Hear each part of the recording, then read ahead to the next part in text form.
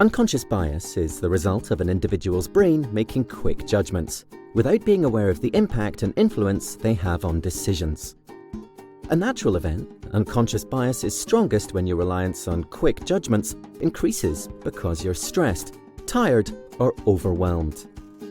Influenced by an individual's background, experiences, and culture, unconscious bias affects your perception of and attitude towards other people, as it's a consequence of assigning people to categories to make quick judgments easier. For example, age, race, gender, social status, and accents. Once assigned to the category, you associate certain traits with an individual, acting on assumptions, biases, and stereotypes even if you'd consciously believe in them. For example, enforcing traditional gender roles, because unconsciously your brain has been trained to associate men with physical roles and women with caring ones. While unconscious bias is the umbrella term, there are in fact 9 different types. The first bias is conformity, giving in to peer pressure.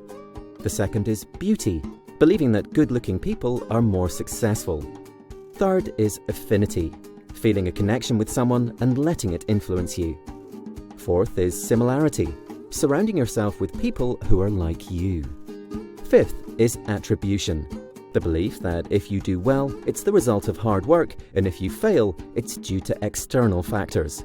But if others do well, it's only the result of good luck, and if they fail, it's because of a personality defect or behavioral issue. And 6 is confirmation bias, unconsciously looking for evidence to support your decision. There's also the halo effect, letting one good thing affect your opinion of an individual. The horn effect, letting one bad aspect cloud your judgment of a person. And finally, the contrast effect, comparing something or someone to what came before.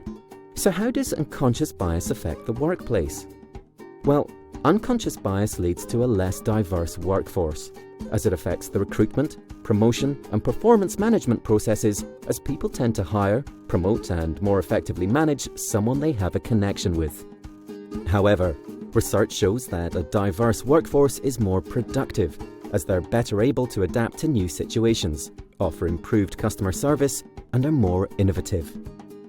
So how can you combat unconscious bias? Start by acknowledging your own biases by being honest with yourself and reviewing your decision-making processes to ensure your conclusions are based on carefully considered information, not rushed judgments. Try stating your intentions out loud, as it helps inform your unconscious mind, as well as notifying your team about your decisions. And take time to consider the wording of both internal and external documents to avoid favouring one group over another. For example, writing he or she instead of just he. When recruiting or promoting, use the name blind technique, removing any unnecessary information like name and gender from the application before it's reviewed. It's also important to avoid discussing unconscious bias in negative terms, as it's not intended to be malicious, and this could enforce rather than discourage the behaviour.